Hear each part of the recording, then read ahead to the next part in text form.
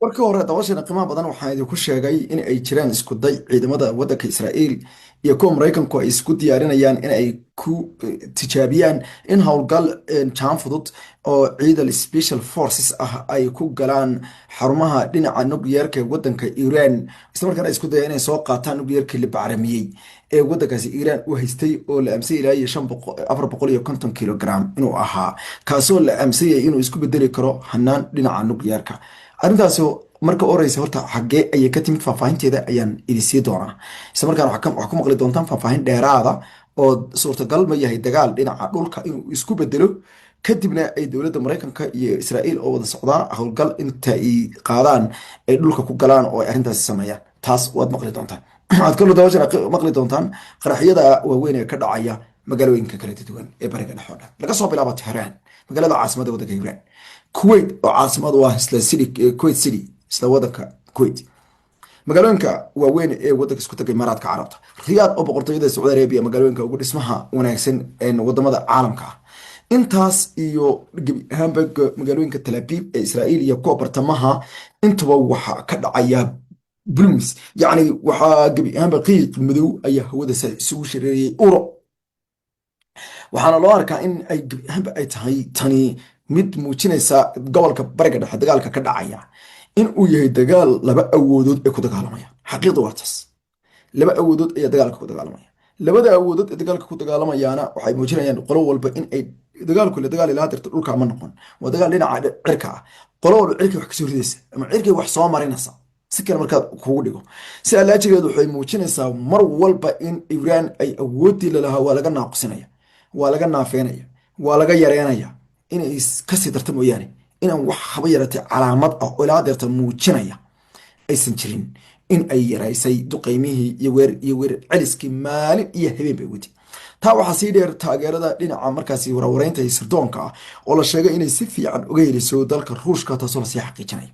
taasina waxay kor usii qaaday kanshada Iran iyo sidoo kale tumaatinta hubkeeda in uu ku dhaco goobtii loogu talagalay baqacdahan loo xushay dhul ahaan iyo saami ahaan ciddii u heshay qorkaasi lasoo diray ee gantaalahaasi oo la rabo in gabi ahaanba lagu fariisiyo isla aagga iyo gaanka la rabo in la baabiyo waxaana ay warbaahinta dalka Maraykanku ay si weyn ay u falanqeynaysaa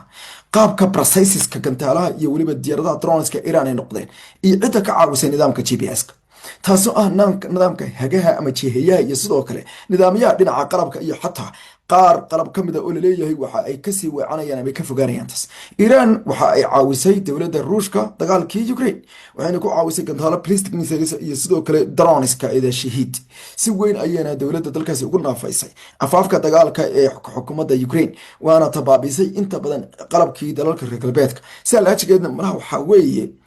marba waa mare musmu kula koray waxaana u egtay arrintu in ay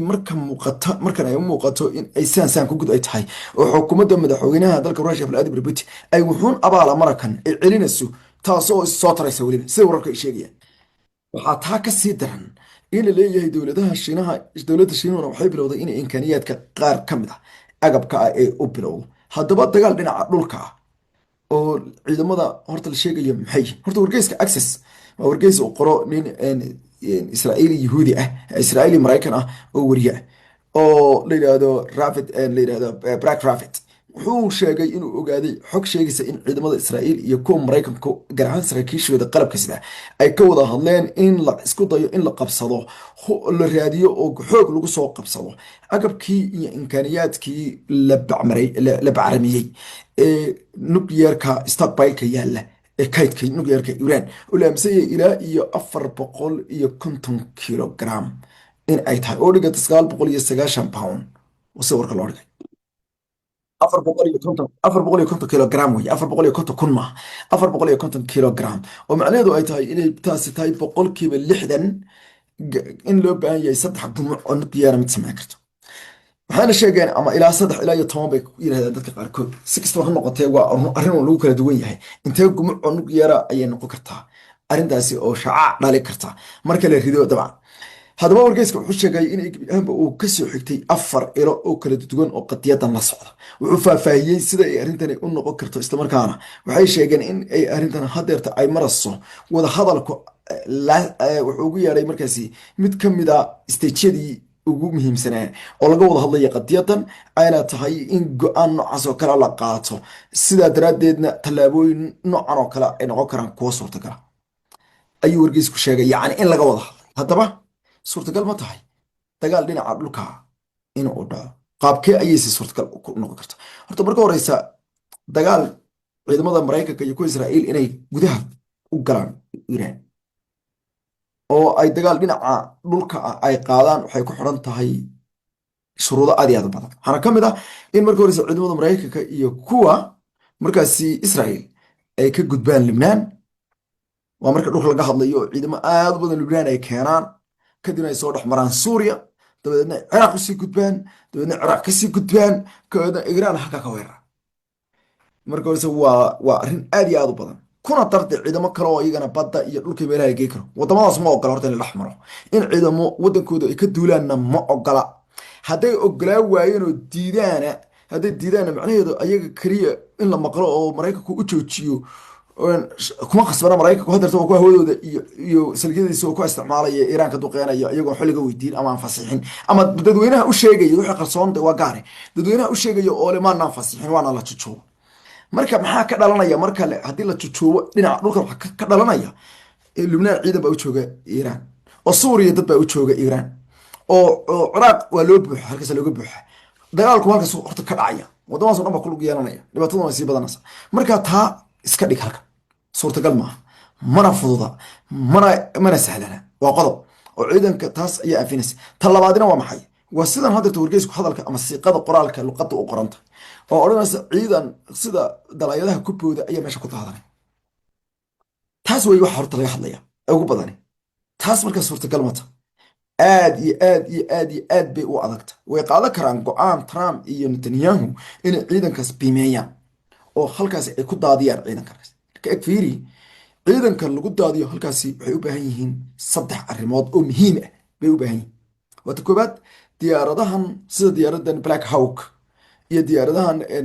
helicopteriska ah ee caloolaha waaweyn ee lagu baakan gareeyo hawada, waa inay horta hawada taagnaadaan. oo ciidamadaasi waa inay hawada ay taagnaadaan, dhismayaashaas ay joogaan, waa inay dul joogaan oo ay dhismayaashaasi ku sugnaadaan oo ay dul joogaan. dhismayaashaas markaa sidii madaxweynihii dalka Venezuela oo kale kaba soo qaad, howlgalka noocaas oo kale noqon karaa, ama mid kasii sophisticated, more sophisticated ah, taasoo laleeyahay maraykanka wuxuu isticmaalaya wax dhagaha dadka lagu damiyo, kaasoo leeyahay imkaaniyaadka o dhan baa la goonayaa. laakiinse waxaan dhagaha dadka daminaya ee waxaasoo dhan sameynaya ee kulligood waxaasoo dhan abuuraya waa wax muddo cayiman soconaya. wax muddo cayiman soconaya laleeyahay 3 saacadood ayaa areas la shutdown gareynaya. 3 saacadood ma lagu heli karaa agab ay dowladu qarinaysay 40 sannadood, weliba dowlad ku xeel dheer si wax loo qariyo Iiraan oo kale? waa adag tahay iyada, sababtoo Iiraaniyiintu waxay habaar ku qabaan godadka sida loo qodo ayay ku xeel dheer yihiin. waxaa laga yaabaa godadka ay qodeen in ay qodan yihiin ilaa iyo 100 mitir oo dhulka, ama 200, 300, 400 baa qaarkood qodan yihiin. imise qaadanaysaa qodka in afkiisi la helo? imise qaadanaysaa inta diyaaraddu halkaa inay taagnaato? imise qaadanaysaa tan kale areada kaba soo qaad 50 kilomitir oo square in ay qabsadeenba kasoo qaada oo khadka iyo isgaarsiinta kulli laga gooyey. laakiinse waxaad ogaataa meeshan daroon baa yaacsa, hawadan daroon baa yaacsa. daroonkaasaa ku dhici kartaba diyaaradahan meesha iska taagana baakinka ee ciidanka sugayay. mana jirto xeebta wadanka Iiraan in maraakiibta lasoo taago, ma dhici karto. waayo ilaa iyo haddeeta ciidanka Iiraan xeebihii iska daa in xeebaha dalka Iiraan maraakiib lagu baakin garayste, dowladda maraykanka diyaaradaheedii kuwii siday ee maraakiibta haba waxay u jiraan 2,000 oo kilomitir ku dhawaad, 1,000 iyo jajar kilomitir bay u jiraan ayagoo lafooda uga faaganaya. oo halkaas faagasho awgeed badda Indian Oceanka Soomaaliya in yar u jiraan meeshay taagan yihiin maraakiibta. markaad eegto maapka fiiri meesha ay taagan yihiin maraakiibta dalka maraykanka. taasuna waa arrin iyaduna dhibaatadeeda leh. ugu sii daran ee ugu sii adkaa karta waxaa weeye gudaha ciidamada ku jira ee Iiraaniyiinta waxaa la leeyahay ciidan iyaguba hadda bay dhegala yihiinba, iyagaba dhegala. macnaha waxaa lagu leeyahay 400 oo feet gudaha ciidan ku jira. ciidan markaa hawo laga jaray karaa maaha, oxygentoodiina oxygen gacan ku samaysi haystaan oo meesha lagu sameeyey halkaasna rag baa ku sugaya. marka waa too danger, waa khatar aad iyo aad iyo aad u weyn oo aad iyo aad u halis badan, waana go-aan ka mid noqon doona go-aan qariska tuurnimo ah. dagaal dhula markaa suurtagalnimo aniga hadeerta ii muuqda ma jiro. dagaalka markaa jaanfududayaal ama ciidan special forces ay furiyaan isaguna mid sahlanaa kara maaha, hase yeeshee aragaan haddii